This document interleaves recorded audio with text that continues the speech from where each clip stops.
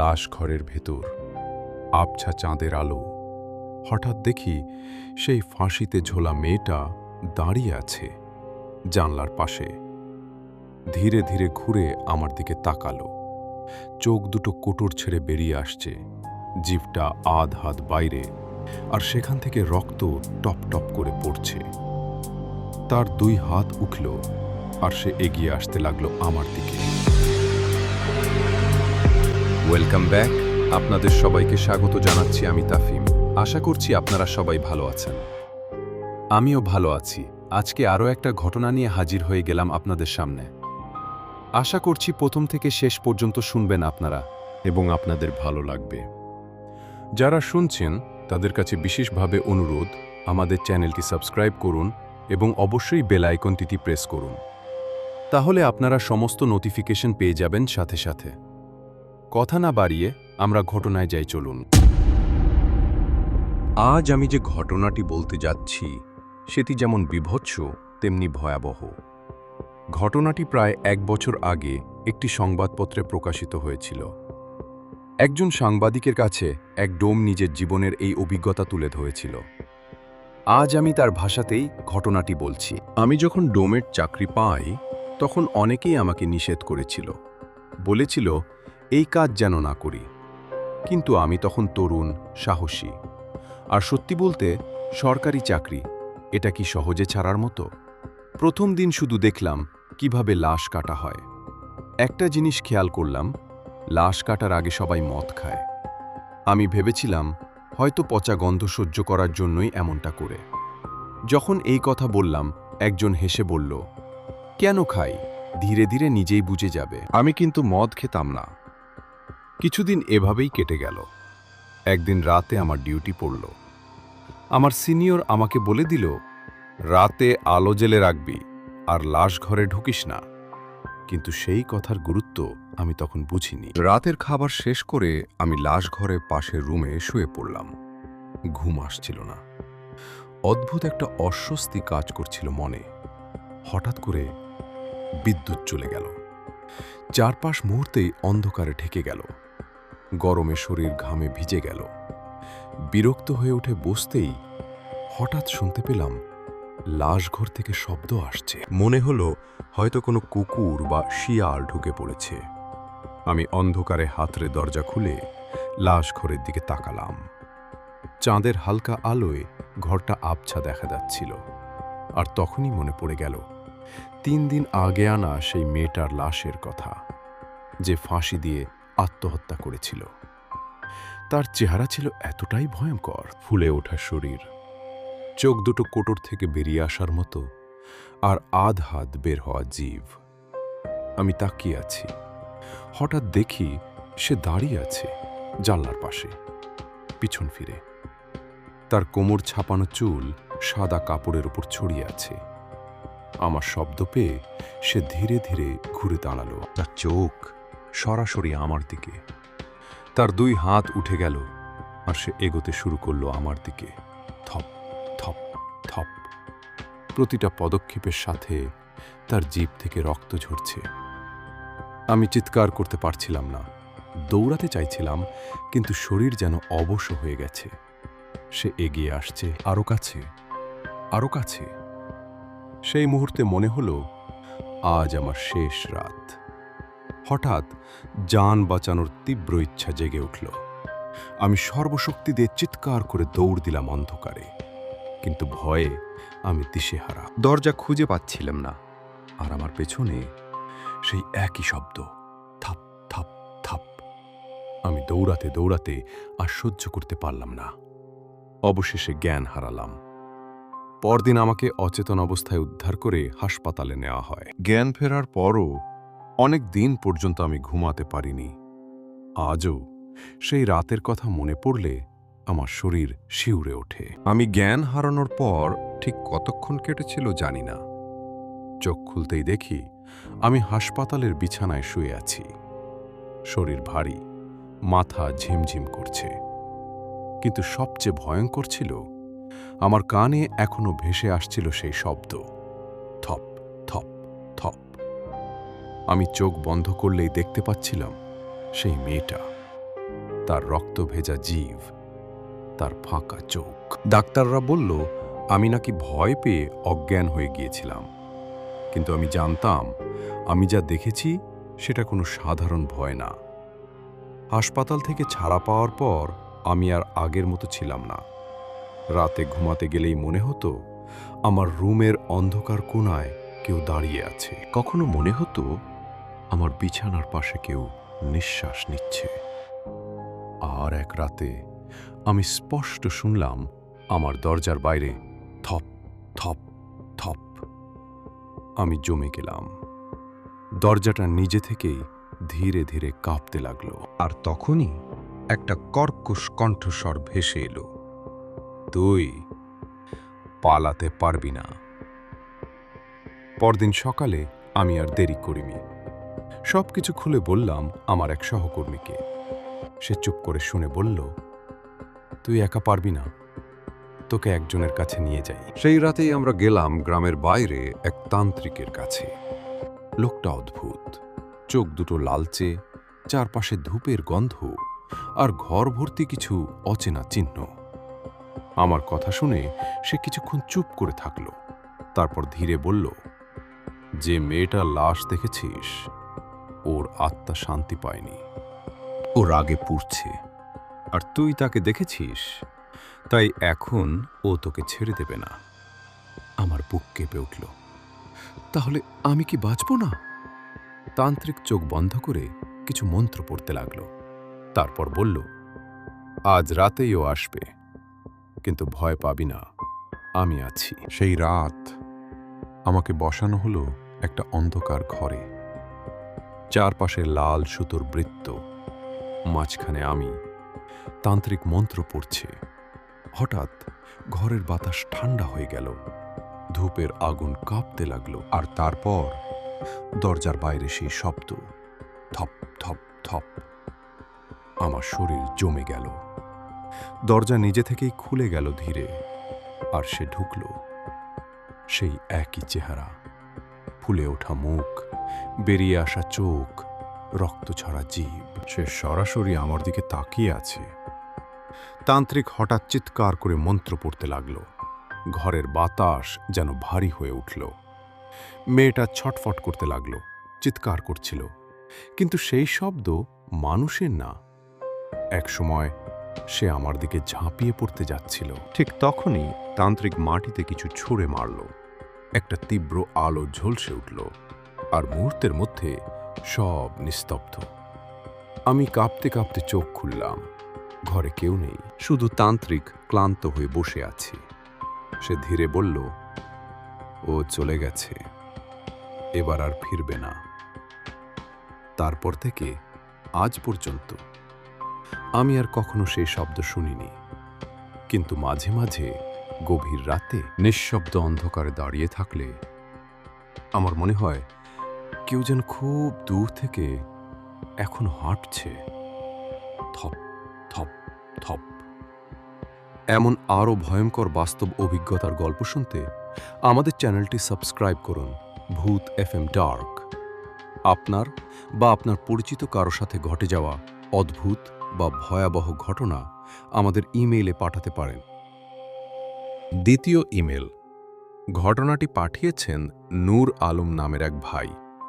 তিনি নিজের পরিচয় গোপন রাখতে চেয়েছেন।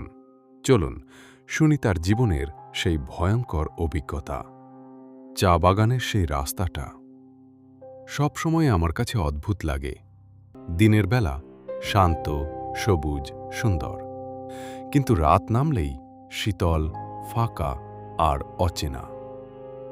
সেদিন আমি শিলচরের দিকে যাচ্ছিলাম। সময়টা নভেম্বরের শেষ দিক। আকাশে কোনো চাঁদ নেই, চারদিকে শুধু ঘন কুয়াশা। বাস থেকে নামার পর একটা সরু কাঁচা রাস্তা ধরে হাঁটতে শুরু করি। দুই পাশে সারি সারি চা গাছ, পাতায় জমে থাকা শিশির কুয়াশার আলোয় চিকচিক করছে। দূরে শ্রমিক কলোনির হালকা আলো, কিন্তু আমার চারপাশে শুধুই অন্ধকার। পায়ের নিচে নুড়ি পাথরের কর্মর শব্দ আর ঝিঁঝি পোকার একটানা ডাক। হঠাৎই বুঝলাম ঝিঁঝির ডাক থেমে গেছে। চারদিকে নিস্তব্ধতা। এমন নিস্তব্ধতা যেন কেউ লুকিয়ে দাঁড়িয়ে আছে, আমার প্রতিটা পদক্ষেপ শুনছে। ঠিক তখনই বাঁ দিকের চাগাছের ভেতর থেকে একটা শব্দ পেলাম। পাতার ফাঁকে কেউ হাঁটছে। আমি থেমে গেলাম, কাঁপা গলায় বললাম, কেউ আছেন? কোনো উত্তর নেই, বরং শব্দটা আরো কাছে আসছে। আমি আবার হাঁটা শুরু করলাম, কিন্তু এবার বুঝতে পারলাম আমার পায়ের শব্দের সাথে আরেকটা শব্দ মিশে গেছে, ধীর, ভারী, টেনে হাঁটার শব্দ। বাগানের মাঝখানে একটা পুরনো কাঠের সেতু আছে, নিচে শুকনো নালা। আমি সেতুর কাছে পৌঁছাতেই কুয়াশার ভেতর থেকে একটা ম্লান লণ্ঠনের আলো ভেসে উঠল। একজন মানুষ দাঁড়িয়ে আছে, সাদা ধুতি, মাথায় পাগড়ি, কিন্তু মুখটা অন্ধকারে ঢাকা। আমি থেমে গেলাম। হঠাৎ দেখলাম মানুষটা স্থির, কিন্তু আলোটা আমার দিকে এগিয়ে আসছে। আমার বুক ধড়ফড় করতে লাগল।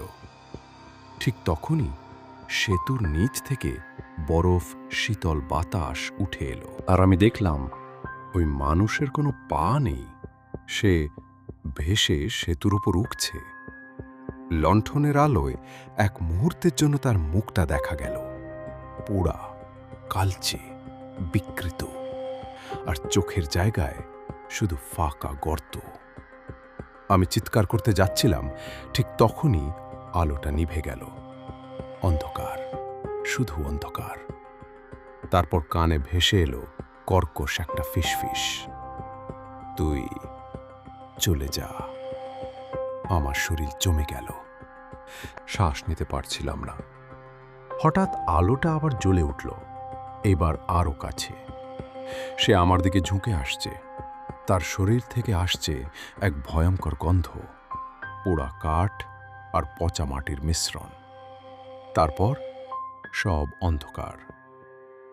যখন জ্ঞান ফিরল, দেখি আমি একটা মাটির ঘরের ভেতরে শুয়ে আছি। পাশে কেরোসিনের লণ্ঠন জ্বলছে, চারপাশে কয়েকজন শ্রমিক বসে আছে। একজন বৃদ্ধ বললেন, বাবু, আপনি ভাগ্যবান, অনেকেই ওই সেতুতে গিয়ে আর ফেরে না। আমি কাঁপা গলায় জিজ্ঞেস করলাম, ওটা কে ছিল? বৃদ্ধ দীর্ঘশ্বাস ফেললেন, ওইটা এই বাগানের পুরনো মালিক, সুরেশ রায়। তিনি বললেন, অনেক বছর আগে সুরেশ রায় ছিলেন ভালো মানুষ, কিন্তু ধীরে ধীরে লোভ আর নিষ্ঠুরতা তাকে বদলে দেয়। শ্রমিকদের ওপর অত্যাচার শুরু করেন, মজুরি দিতেন না, প্রতিবাদ করলে মারধর করতেন। শেষে একদিন শ্রমিকরা আর সহ্য করতে পারেনি। রাতের অন্ধকারে এই সেতুর নিচেই তাকে ধরে ফেলে আর আগুনে পুড়িয়ে মেরে ফেলে। তার চিৎকার আজও নাকি সেই জায়গায় ভেসে আসে। সেদিন থেকেই তার আত্মা ওই সেতুতে ঘুরে বেড়ায়, পোড়া মুখ, শূন্য চোখ নিয়ে। আর যেই রাতে ওই পথে যায়, তাকে ডেকে নেয় নিজের কাছে। আমি আর এক মুহূর্তও থাকতে চাইনি। সকালের আগে আগে বের হয়ে পড়লাম, কিন্তু হাঁটতে হাঁটতে বারবার মনে হচ্ছিল কেউ আমাকে অনুসরণ করছে। পেছনে তাকাই, কেউ নেই, শুধু সেই গন্ধ, পোড়া কাঠের গন্ধ। শেষমেশ বড় রাস্তায় পৌঁছে একটা বাসে উঠলাম।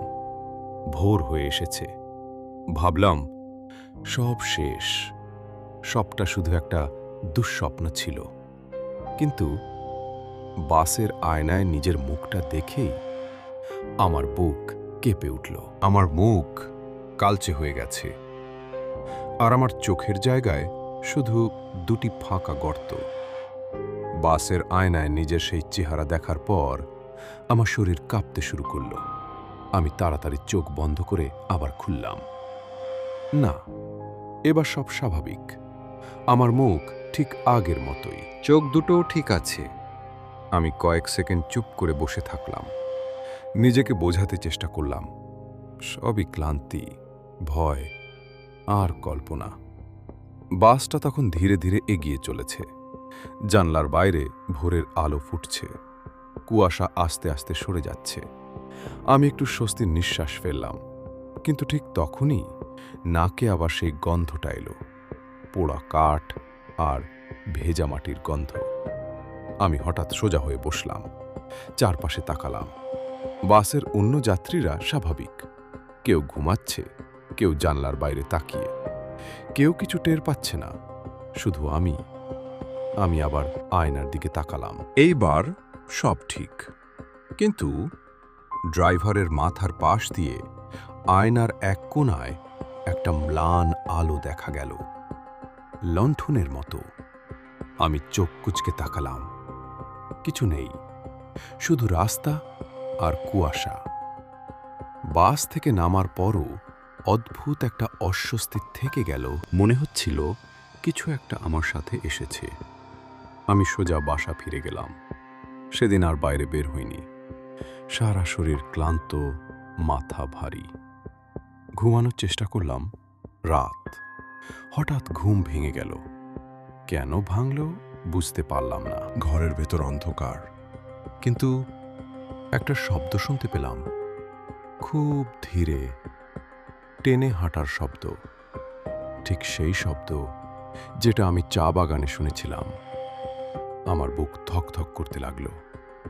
আমি উঠে বসে চারপাশে তাকালাম, কেউ নেই, শুধু নিস্তব্ধতা। আমি নিজেকে বোঝালাম, ভুল শুনছ। আবার শুয়ে পড়লাম, কিন্তু এবার গন্ধটা আরও তীব্র, পোড়া কাঠ আমার দরজার দিক থেকে আসছে। আমি ধীরে ধীরে দরজার দিকে তাকালাম। দরজাটা বন্ধ, তবুও মনে হচ্ছে ওপাশে কেউ দাঁড়িয়ে আছে। হঠাৎ টক টক টক, দরজায় 3 বার ধাক্কা। আমার শরীর জমে গেল। কোনো মতে গলা দিয়ে শব্দ বের করলাম, কে? কোনো উত্তর নেই, শুধু নিঃশ্বাসের শব্দ, ভারী, ধীর, ঠিক দরজার ওপাশে। আমি সাহস করে উঠে দাঁড়ালাম, ধীরে ধীরে দরজার কাছে গেলাম, হাত বাড়ালাম, কিন্তু হাতটা কাঁপছে। দরজা খুলব না খুলব না, এই দ্বিধার মাঝেই দরজার নিচ দিয়ে ভেতরে ঢুকে এলো একটা ম্লান আলো, লণ্ঠনের আলো। আমার বুক হিম হয়ে গেল। আমি ধীরে ধীরে নিচের দিকে তাকালাম। দরজার ফাঁক দিয়ে দেখা যাচ্ছে কেউ দাঁড়িয়ে আছে, তার ছায়া, কিন্তু ছায়ার কোনো পা নেই। ঠিক তখনই কানে ভেসে এলো সেই কর্কশ ফিসফিস, তুই চলে আসিস নাই? তাই আমি আইছি। আমি পিছিয়ে গেলাম, হাঁটতে হাঁটতে দেয়ালে ঠেকে গেলাম। শ্বাস নিতে কষ্ট হচ্ছিল। হঠাৎ দরজাটা নিজে থেকেই কড়াত করে খুলে গেল। ঘরের ভেতর ঠান্ডা বাতাস ঢুকে পড়ল, আর দরজার সামনে সেই লণ্ঠন ধীরে ধীরে ভেসে উঠছে। আমি আর কিছু দেখতে পাচ্ছিলাম না, শুধু আলো আর সেই গন্ধ। তারপর কি হয়েছিল আমি স্পষ্ট মনে করতে পারি না। পরের দিন সকালে আমি জেগে উঠলাম আমার বিছানায়। দরজা বন্ধ, সবকিছু স্বাভাবিক, যেন কিছুই ঘটেনি। আমি ধীরে ধীরে উঠে আয়নার সামনে গেলাম, নিজের মুখের দিকে তাকালাম। সব ঠিক, কিন্তু চোখের নিচে কালচে দাগ। আর খুব কাছে ঝুঁকে তাকাতেই 1 সেকেন্ডের জন্য মনে হলো আমার চোখের ভেতরে কেউ যেন তাকিয়ে আছে। সেই দিন থেকে প্রতিটা রাতেই আমি সেই শব্দটা শুনি, টেনে হাঁটার শব্দ। দরজার সামনে থামে, ধাক্কা দেয়, কিন্তু এখনো আমি দরজা খুলি না, কারণ আমি জানি যেদিন আমি দরজা খুলব সেদিন হয়তো আমি আর ফিরে আসব না। এতক্ষণ ধরে আমাদের সাথে থাকার জন্য আপনাকে আন্তরিক ধন্যবাদ। আপনি যদি এখনো সাবস্ক্রাইব না করে থাকেন, তাহলে অবশ্যই ভূত FM ডার্ক চ্যানেলটি সাবস্ক্রাইব করে আমাদের সাথে থাকুন। আর হ্যাঁ, আপনার নিজের সাথে অথবা আপনার পরিচিত কারো জীবনে যদি এমন কোনো ভয়ঙ্কর ভৌতিক ঘটনা ঘটে থাকে, তাহলে সেটি আমাদের পাঠাতে পারেন। ডেসক্রিপশনে দেওয়া ইমেইলে আপনার গল্পটি শেয়ার করুন। হয়তো পরবর্তী ভিডিওতেই আমরা শুনব আপনার সেই অভিজ্ঞতার গল্প।